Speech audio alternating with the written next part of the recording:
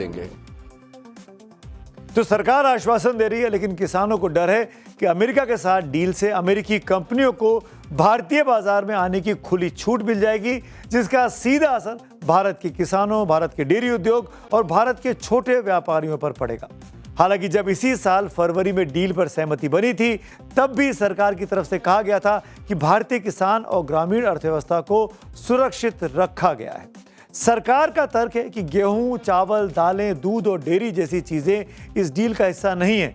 उसी तरह हमारे कृषि उत्पादों को अमेरिकी बाजार में कम या जीरो टैरिफ के साथ बेहतर पहुंच मिलेगी। चाय, कॉफी, मसाले, नारियल के उत्पाद और कुछ दूसरे कृषि उत्पादों के निर्यात को बढ़ावा मिलेगा। केवल उन्हीं उत्पादों में बाजार खोला गया जहां भारत की घरेलू जरूरतों और उद्योग की मांग को ध्यान में रखा गया है। इसमें किसान की गरिमा का पूरा ध्यान रखा गया है। ये ट्रेड डील हमारे किसानों को न केवल पूरी तरह से सुरक्षित रखती है, बल्कि हमारे कृषि उत्पादों को नए अवसर प्रदान करती है। तो देश के जवान यानी युवा छात्र भी गुस्से में हैं, देश के किसान भी इस वक्त गुस्से में हैं। लेकिन किसान कांग्रेस की इस जो संगठन है, इस डील को किसानों के हितों के खिलाफ मानते हैं। क्यों मानते हैं, इस बात को जान लीजिए। किसान संगठनों का कहना है कि अमेरिका में कृषि पर बहुत ज़्यादा सरकारी सब्सिडी मिलती है, इसीलिए उनके उत्पाद जैसे मक्का, सोयाबीन, कपास, डेयरी प्रोडक्ट्स, पोल्ट्री फीड बहुत सस्ते यहाँ हो जाएंगे। समझौते में कुछ कृषि उत्पादों पर टैरिफ कम होने या शून्य होने से ये बहुत सस्ते में अमेरिकी सामान भारत में मिलेगा, जो कि भारत के किसानों के लिए, भारत की बाज़ारों के लिए बहुत ही खतरनाक होगा। भारतीय बाजार में कीमतें गिरेंगी, स्थानीय किसानों की फसल बिक नहीं पाएगी और उसकी आमदनी घट जाएगी। किसानों का कहना है कि सस्ते आयात से भारतीय डेयरी उद्योग बर्बाद हो जाएगा। वहीं आयात बढ़ने से बाजार अस्थिर होगा और एमएसपी प्रभावी नहीं रह पाएगा। अमेरिका से जीएम यानी जेनेटिकली मॉडिफाइड फसलें आने का डर है, जो पारंपरिक खेती, मिट्टी और स्वास्थ्य पर बुरा असर लंबे दौर में डाल सकती हैं। भारतीय किसानों का मानना है कि यह समझौता अमेरिकी कंपनियों और बड़े कॉरपोरेट हाउसेस को फायदा पहुंचाएगा, जबकि भारतीय छोटे किसान इसका मुकाबला नहीं कर पाएंगे और उनको खाने के लाले पड़ जाएंगे। इसीलिए किसानों की डिमांड है कि भारत अमेरिका ट्रेड एग्रीमेंट को तुरंत रद्द किया जाना चाहिए। व्यापार समझौते से जुड़ी सभी बातचीत के दस्तावेजों को सार्वजनिक किया जाना चाहिए। कोई भी अंतिम निर्णय लेने से पहले किसान संगठनों से व्यापक चर्चा भी की जानी चाहिए और स्वामीनाथन आयोग की सिफारिशों के अनुसार सभी फसलों के लिए एमएसपी की कानूनी गारंटी और कृषि ऋण माफी दी जानी चाहिए। अब बढ़ते हैं आज की एक और बड़े डेवलपमेंट पर। स्वतंत्रता सेनानी और कवि जगदम्बा प्रसाद मिश्र हितैषी ने साल 1916 में लिखा था, शहीदों की चिताओं पर जुड़ेंगे हर बरस मेले, शहीदों की चिताओं पर लगेंगे हर बरस मेले, वतन पर मरने वालों का यही बाकी निशान होगा। लेकिन तब हितैषी जी ने मेले की कल्पना की थी, राजनीतिक मेले की नहीं।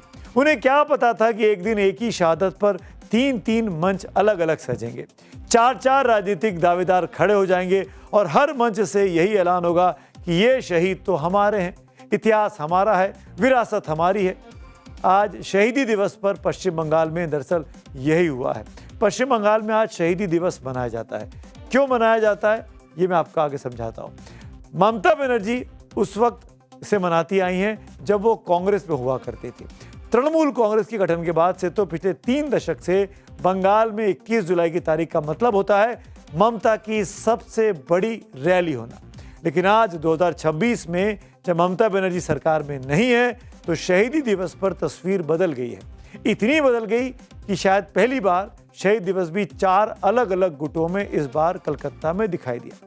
पहला मंच टीएमसी की ममता गुट का सजा था, दूसरा मंच टीएमसी के ऋतुव्रत बनर्जी गुट का तैयार किया गया है, तीसरा कार्यक्रम कांग्रेस पार्टी की तरफ से किया गया है और चौथी तस्वीर दिल्ली से इस शहीद दिवस की सामने आई है। दिल्ली के राजघाट पर टीएमसी के अलग होकर एनसीपीआई में शामिल हो चुके 20 सांसदों ने काकोली घोष दस्तेदार की अगुवाई में राजघाट पर श्रद्धांजलि का आयोजन किया। 21 जुलाई का शहीद दिवस पश्चिम बंगाल की राजनीति में बहुत अहम माना जाता है। इसकी शुरुआत दरअसल 1993 की उस घटना की याद में हुई थी जब ममता बनर्जी की अगुवाई में एक रैली निकाली गई थी। आपको याद दिलाऊं, 1993 में ममता बनर्जी कांग्रेस पार्टी में हुआ करती थी।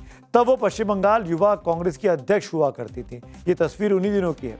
चुनाव में पारदर्शिता लाने के लिए फोटो वोटर कार्ड को लागू करने की मांग वो कर रही थी। उस वक्त पश्चिम बंगाल में वामपंथी सरकार थी। तब उस रैली पर पुलिस ने फायरिंग की थी, जिसमें 13 कांग्रेस के वर्कर्स की कार्यकर्ताओं की मौत हो गई थी, जिसको ममता बनर्जी उस वक्त लीड कर रही थी। कांग्रेस ने अपने 13 कार्यकर्ताओं को शहीद बताया था और उनकी शहादत को याद रखने के लिए ये शहीद दिवस जो 21 जुलाई को आता है उसको मनाने की शुरुआत की थी। बाद में टीएमसी के गठन के बाद ममता बनर्जी ने 21 जुलाई के आयोजन को अपनी पार्टी का सबसे बड़ा यानी टीएमसी का सबसे बड़ा आयोजन बना लिया। लेकिन आज जब टीएमसी के 3-3 टुकड़े हो गए हैं और सभी तेरे शहीद मेरे शहीद कर रहे हैं, तब क्या हालत है आप देख सकते हैं। कोलकाता में टीएमसी पार्टी के लिए जंग के बाद आज विरासत और वर्चस्व की लड़ाई साफ साफ दिखाई दी। सेंट्रल कोलकाता के सिर्फ 2.5 किलोमीटर के दायरे में 3 अलग अलग सभाएं हो रही थी। वैसे हर साल ममता बनर्जी विक्टोरिया हाउस के सामने विशाल रैली आयोजित करती रही, लेकिन प्रशासन की तरफ से इस बार उन्हें वहां सभा करने की इजाजत नहीं दी गई। इसके बाद पार्टी हाईकोर्ट पहुंची। अदालत ने माना कि एक ही इलाके में 3 बड़े राजनीतिक कार्यक्रम होने से कानून व्यवस्था और ट्रैफिक दोनों पर असर पड़ेगा।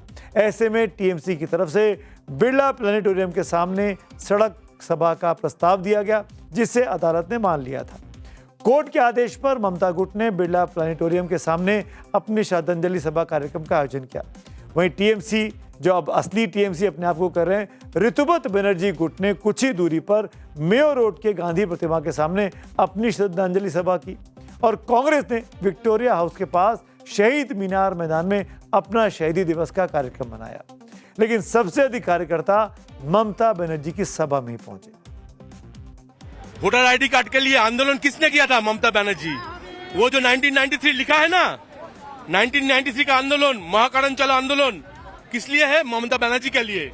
कालीघाट तृणमूल जैसा कोई शब्द बंगाल में नहीं है। बंगाल में एक ही शब्द है, ममता बनर्जी का सर्व भारतीय तृणमूल कांग्रेस। लोगों को तो कोई मैंने डरे नहीं है। हम लोग मैंने सच्चे दिल से आते हैं और मैंने सब मिलकर के हम लोग यही रहेंगे। बहुत साथ है, बहुत। और जितना दिन तक जिंदा रहेगा तृणमूल, जितना जिंदा रहेगा हम लोग साथ है। जी हाँ। एक नंबर पॉलिटिकल लीडर का नाम है ममता बनर्जी और ऑल बंगाल को जो पॉलिटिकल लीडर है उसका नाम है ममता बनर्जी। जब से टीएमसी यानी ममता बनर्जी की टीएमसी में 2 फाड़ हुई या 3 फाड़ हुई, तब से पहली बार ममता बनर्जी ने कोई बहुत बड़ा आयोजन किया और उनके पीछे वहां पर भीड़ भी कोलकाता की सड़क पर आज दिखाई दी। अब ये बात ममता से अधिक भला कौन जानता है कि राजनीति में भीड़ सिर्फ भीड़ नहीं होती, भीड़ मैसेज होती है। भीड़ पॉलिटिक्स में बैरोमीटर होती है आपकी लोकप्रियता का। खबर आई कि इस बार शहीद दिवस से पहले ममता पूरी रात जागती रही। दावा किया गया कार्यक्रम की व्यवस्था खुद वो देख रही थी। राजनीतिक गतिविधियों पर एक पर नजर बनाकर खुद रख रही थी। लेकिन कभी कभी राजनीति में रातें सिर्फ गतिविधियों को देखने के लिए नहीं जागी जाती। अपनी विरासत पर किसी और की नजर ना पड़े तो नींद वैसे भी नहीं आती है, इसीलिए चौकन्ना रहना पड़ता है। सुनिए शहीद दिवस के मंच से ममता ने कैसे अपने विरोधियों को आज ललकारा। चैलेंज बीजेपीতে যান बीजेपीতে যান बीजेपी डायरेक्ट করুন, আমার কোনো আপত্তি নেই। যত যাবে তত আমি খুশি হব। আমি আজকে বলে যাই, এরপর আমি জেলায় জেলায় বেরোবো। কত ক্ষমতা আছে আমি দেখতে চাই। আপনারা আমাকে আটকাবেন। 4 मई से 21 जुलाई के बीच ममता बनर्जी ने अपनी ताकत को दोबारा बटोरने की कोशिश की और आज पूरे जोश में दिखाई दे रही थी अपने कार्यकर्ताओं के बीच में। कुल मिलाकर आज बंगाल में लड़ाई बीजेपी और टीएमसी की नहीं थी, लड़ाई टीएमसी बनाम टीएमसी, यानी टीएमसी वो जो अपने आप को असली टीएमसी कह रही है और एक टीएमसी जिसको बीजेपी ने अब नाम दे दिया है कालीघाट टीएमसी। कांग्रेस बनाम टीएमसी की लड़ाई अलग चल रही है, विरासत बनाम विरासत की लड़ाई थी। कौन है बड़ा उत्तराधिकारी, कौन बड़ा वारिस होगा, कौन शहीदों का सबसे बड़ा दावेदार है। टीएमसी के भीतर और टीएमसी और कांग्रेस के बीच विरासत की इस खींचतान पर बीजेपी को बैठे बिठाए मौका मिला।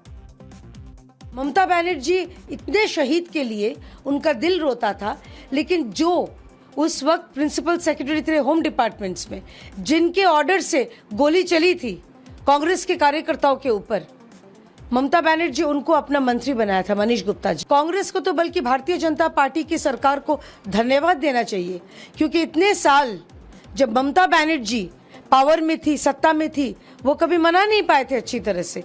अब बीजेपी की सरकार आई है, वो अच्छी तरह से मंच बना के वो 21 जुलाई फिर से वो मना पा रही है। 21 जुलाई का शहीद दिवस मनाने के लिए ममता बनर्जी ने अपने बचे कुचे सांसदों और विधायकों को कोलकाता में रोका हुआ था, जबकि दिल्ली में संसद का सत्र शुरू हो चुका है। केवल 2-3 सांसद ही दिल्ली में मौजूद है, बाकी सब वहां मौजूद थे। इसीलिए आज वहां भीड़ ममता बनर्जी के पीछे दिखाई दी और इस बार